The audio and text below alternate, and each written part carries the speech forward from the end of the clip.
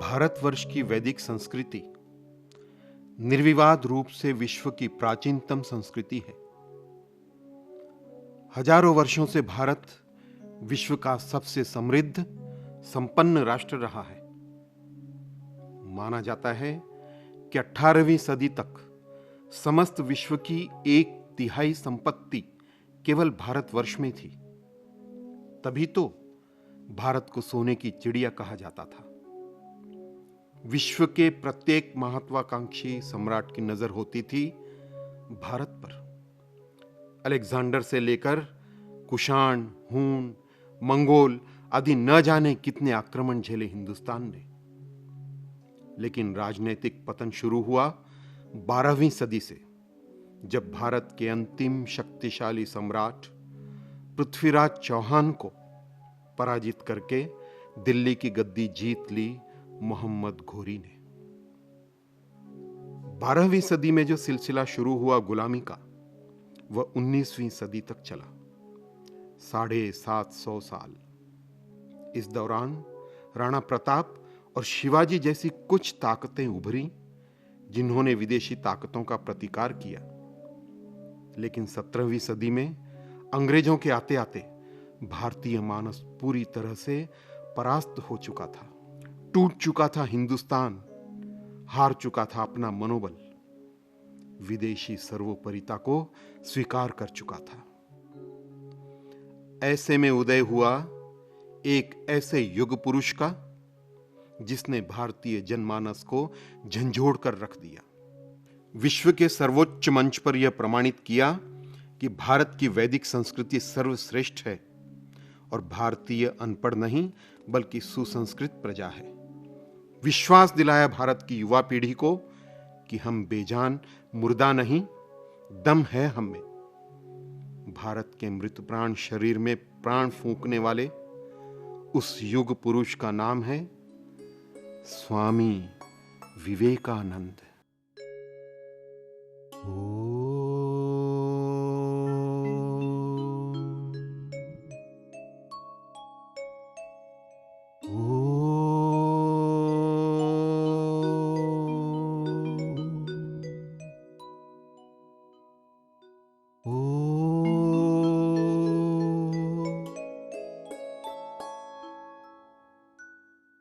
अभिमानं सुरापानं गौरवं घोरवौरवम् प्रतिष्ठाया सुकरीविष्ठा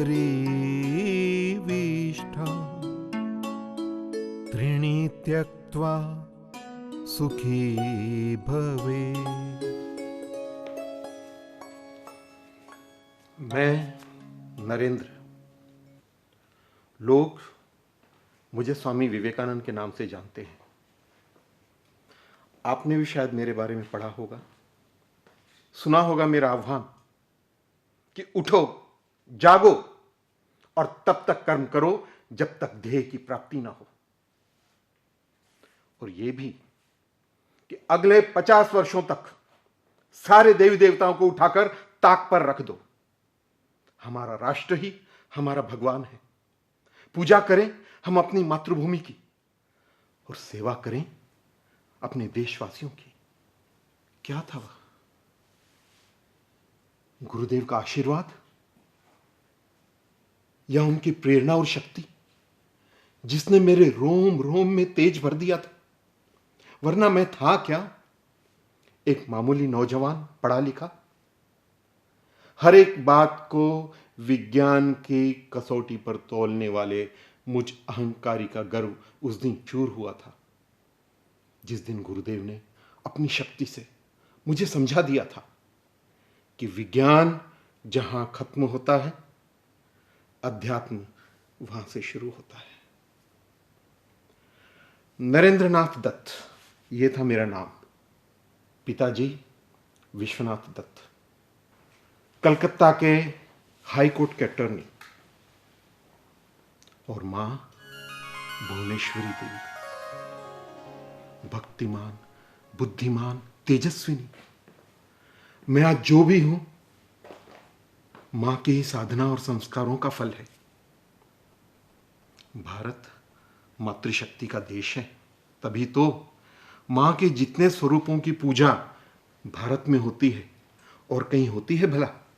पुत्र प्राप्ति की कामना से मां ने शंकर भोलेनाथ की आराधना की। बनारस के वीरेश्वर महादेव मंदिर में जलाभिषेक करवाया, तभी तो मेरा एक नाम वीरेश्वर भी रखा गया और लोग प्यार से बुलाते थे बिले। महादेव का नाम आया तो एक प्रसंग याद आ रहा है। मां उन दिनों मेरे गर्भ से थी। एक दिन किसी काम से बाजार जा रही थी तो रास्ते में क्या देखती हैं कि एक हट्टा कट्टा नौजवान बेध्यानी से रास्ते के किनारे पर खड़ा है। अचानक एक अंग्रेज वहां से गुजरा और move aside you dirty dog कहते हुए जोर से धक्का दिया। वो नौजवान दूर जाकर गिरा और जैसे ही उसने पलटकर देखा कि एक अंग्रेज ने धक्का दिया है तो उठकर डरकर भाग गया। और ये देखकर मां का कलेजा कांप गया, क्षोभ आ गया उसे।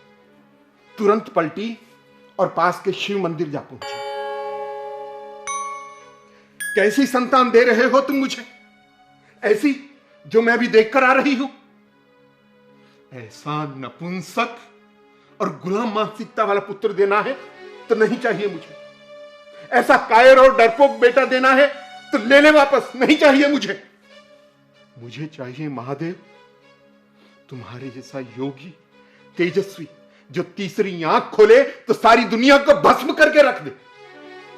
भोलेनाथ तुम आ सकते हो तो आ जाओ मेरे घर, नहीं तो नहीं चाहिए मुझे संतान।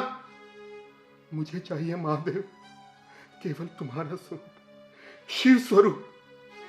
इतना कहते कहते मां बेहोश हो गई थी। तभी तो रुद्र को मांग लिया, रुद्र का स्वरूप मां ने मांग लिया, लेकिन उस रुद्र के स्वरूप को संभालने के लिए दो दो नौकर भी कम पड़ते थे। काबू में नहीं आता था मैं उनके, इतना जिद्दी, इतना गुस्से वाला, इतना तूफानी। लेकिन जब कभी बहुत ज्यादा उधम मचाता तो मां मुझे पकड़कर हर हर महादेव कहते हुए दो चार लोटे जब मेरे माथे पर उंडेल देती थी पानी के तो मैं एकाएक शांत हो जाया करता था। बचपन में मां बड़े प्यार से मुझे गोद में बिठाकर पुराणों की, इतिहास की गाथाएं सुनाया करती थी। श्री राम, श्री कृष्ण, अर्जुन, भक्त प्रहलाद, भक्त ध्रुव, राजा हरिश्चंद्र, महाराणा प्रताप, पृथ्वीराज चौहान, शिवाजी। और मैं बड़ी रोचकता से ध्यानपूर्वक सुना करता था। मेरी स्मरण शक्ति बचपन से ही बहुत तीव्र थी। कोई भी बात एक बार केवल सुनी या पढ़ी हुई मुझे याद रह जाया करती थी। 6 वर्ष का था मैं जब मेरा दाखला एक स्कूल में करवाया गया।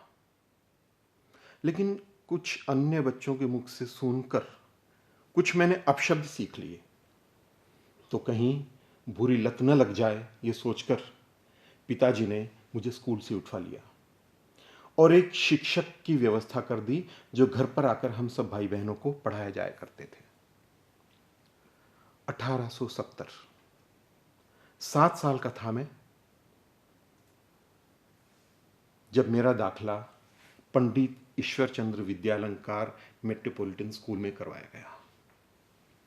पंडित ईश्वरचंद्र विद्यालंकार बड़े दयालु और बड़े विद्वान व्यक्ति थे, समाज सुधारक थे और बंगाल में शिक्षा के प्रचार और प्रसार के लिए कई स्कूल उन्होंने शुरू किए थे।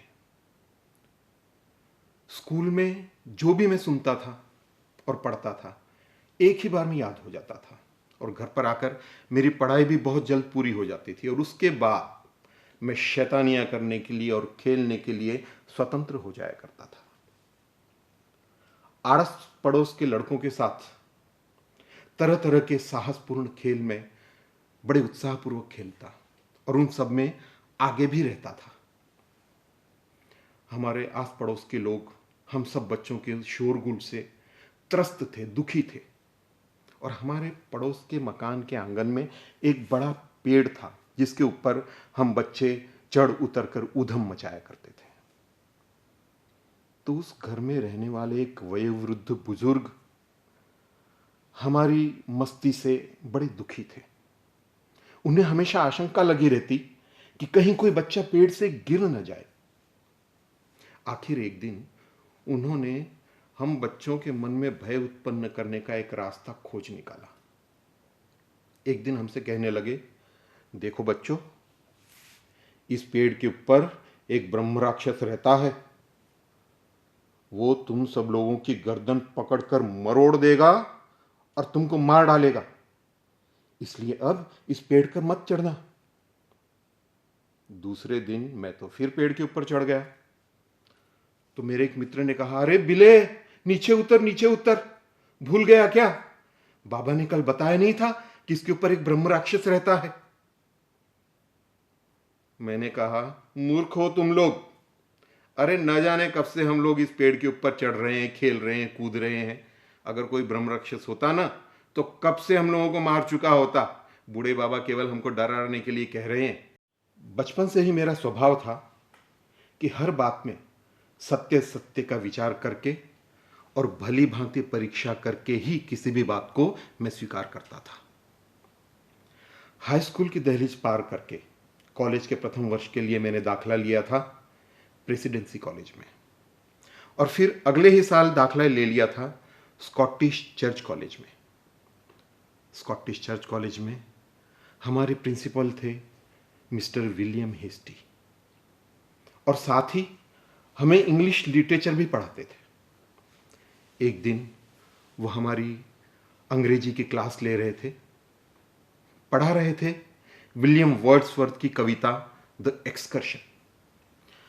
कविता में आए एक शब्द ट्रांस की व्याख्या करते हुए उन्होंने समझाया कि exalted experiences of the ecstasies of transcendental meditation are possible only with utmost purity of heart and absolute concentration of mind।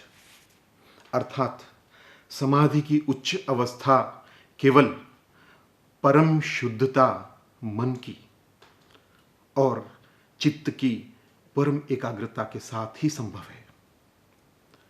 मैंने उठकर पूछा था उनसे कि सर, क्या आप जानते हैं किसी ऐसे व्यक्ति को जिसने समाधि की अवस्था ये प्राप्त की हो? तो कहने लगे कि yes, but only one person. He is the priest of Dakshineswar Kali temple, mister Ramakrishna Paramhansa. Go there, meet him, then only you will come to know what I mean by trance. भयंकर सूखा पड़ा था उस साल बंगाल में। पानी की एक एक बूंद और अन्न के एक एक दाने को तरस गए थे लोग।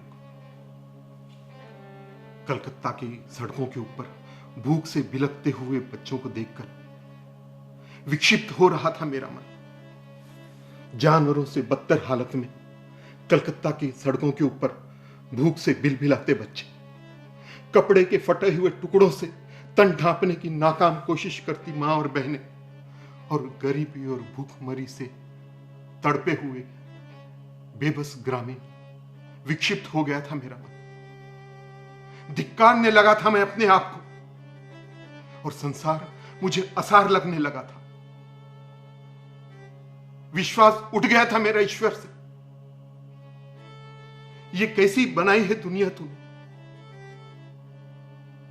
कि एक तरफ लोग भूख से बिलबिला रहे हैं और दूसरी तरफ समाज का एक वर्ग ज्यादा खाकर बीमार पड़ा है। कहते हैं कि इस सृष्टि के रचयिता है परमेश्वर। मैं पूछना चाहता था परमेश्वर से कि ये कैसी दुनिया है तेरी कि यहां पेट है पर रोटी नहीं, हाथ है पर काम नहीं। ये कैसी बनाई है तूने दुनिया जहां एक इंसान दूसरे इंसान के खून का प्यासा है। पंडित हमें स्वर्ग और नर्क का पाठ पढ़ाते हैं, पाप और पुण्य का पाठ पढ़ाते हैं, लेकिन मुझे लगता था कि पापी इंसान नहीं, पापी है पेट, और पेट को इंसान ने नहीं भगवान ने बनाया। इसलिए दोष इंसान का नहीं, दोष है उस भगवान का। सोच सोचकर मेरा दिमाग घूम जाता था। और ऐसे में उन दिनों नाम गूंज रहा था राजा राम मोहन रॉय। सती प्रथा और बाल विवाह आदि कुरीतियों को रोकने के लिए उन्होंने ब्राह्मण समाज की स्थापना की थी। उस समय का बंगाली समाज कमोबेश ब्राह्मण समाज से प्रेरित था। मेरा भी रुझान धीरे धीरे ब्राह्मण समाज की ओर होने लगा, लेकिन जहां एक और ब्राह्मण समाज के भजन कीर्तन प्रार्थनाओं में मन रमता था मेरा, वहीं दूसरी ओर तरह तरह के सवाल उठने लगे थे मन में कि केवल भजन गाने से, समाज सुधार की चर्चा और उसके लिए आंदोलन करने से क्या यह समाज बदल जाएगा? क्या सचमुच कोई ईश्वरीय सत्ता है जो इस सारी सृष्टि का संचालन करती है? क्या किसी ने उस भगवान को देखा है? क्या किसी ने ईश्वर को देखा है? अपनी आशंकाओं का समाधान पाने के लिए मैं ब्राह्मण समाज के अग्रणियों से मिला। केशव चंद्र सेन, देवेंद्रनाथ ठाकुर से जाकर मैंने प्रश्न किए, लेकिन कोई भी मेरी आशंकाओं का निराकरण नहीं कर सका। फिर एक दिन हमारे एक रिश्तेदार रामचंद्र दत्ता ने कहा कि नोरेन, तुम्हारी शंकाओं का समाधान तो केवल एक महानुभाव कर सकते हैं, और वो हैं दक्षिणेश्वर मंदिर के पुजारी बाबा रामकृष्ण परमहंस। तो मुझे ध्यान आया, अरे हां, मिस्टर हेस्टी ने भी तो यही नाम लिया था। खैर, आखिर बाबा से साक्षात्कार की घड़ी आ ही गई। पिताजी के एक मित्र थे, सुरेंद्रनाथ मित्र। उनके यहां भजन और सत्संग का आयोजन हुआ और मुझे बुलावा आया भजन सुनाने के लिए। नियत समय पर पहुंचकर मैंने सुरेंद्र जी को प्रणाम कहा, तो पास ही बैठे एक महानुभाव की ओर इशारा करके कहने लगे कि बेटा, इनका भी आशीर्वाद लो, यह हमारे गुरुदेव हैं, रामकृष्ण देव। नाम सुनकर मैं चौंका, दक्षिणेश्वर मंदिर वाले? तो सुरेंद्र जी कहने लगे, हाँ हाँ वो ही। मैंने बाबा को चरण स्पर्श करते हुए देखा।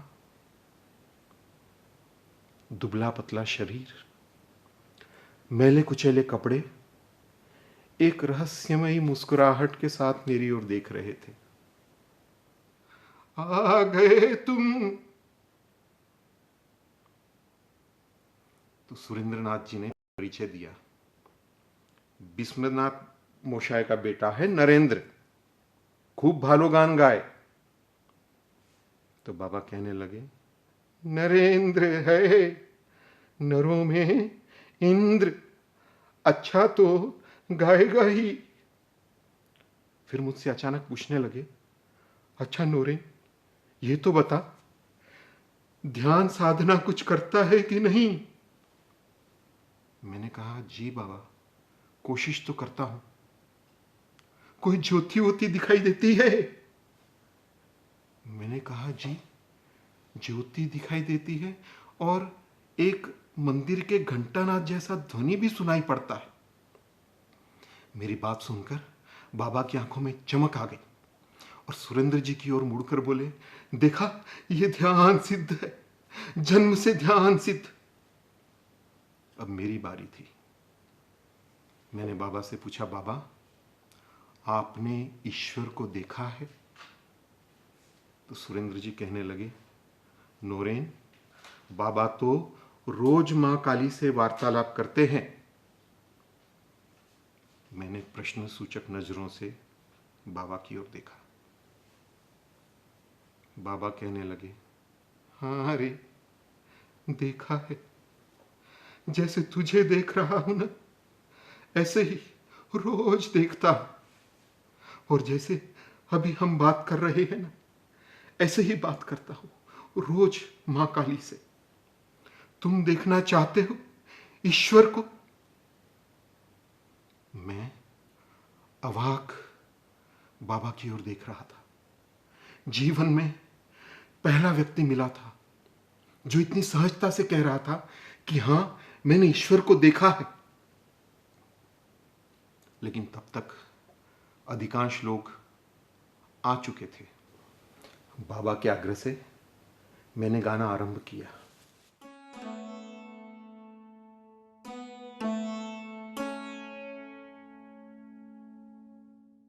सा नि सा रे सा ध नि प म प ध नि ध सा। जय जय जग जननी देवी, जय जय जग जननी देवी। सुर नर मुनि असुर सेवी, सुर नर मुनि असुर सेवी। भुक्ति मुक्ति दायिनी, भयहराणि कालिकां। जय जय जग जननी देवी, जय जय जग जननी देवी।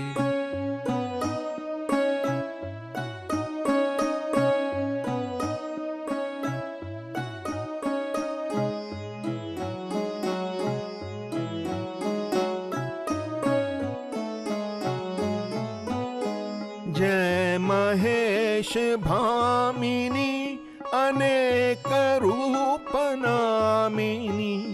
जय महेश भामिनी, अनेक रूप नामिनी। समस्त लोक स्वामिनी, हिमशैल बालिका मां। जय जय जग जननी देवी, जय जय जग जननी देवी।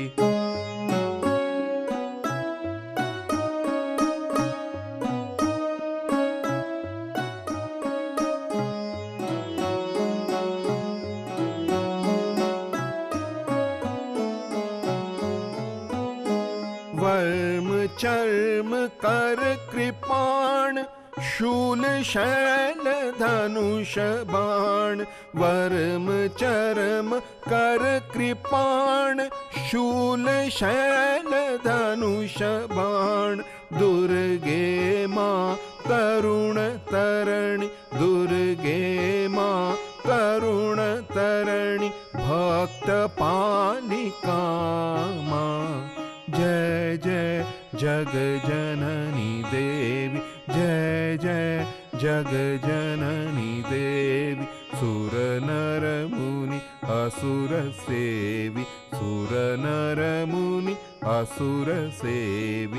भुक्ति मुक्ति दायिनी, भयहराणि कालिकां। जय मां, जय मां, जय जय जग जननी देवी।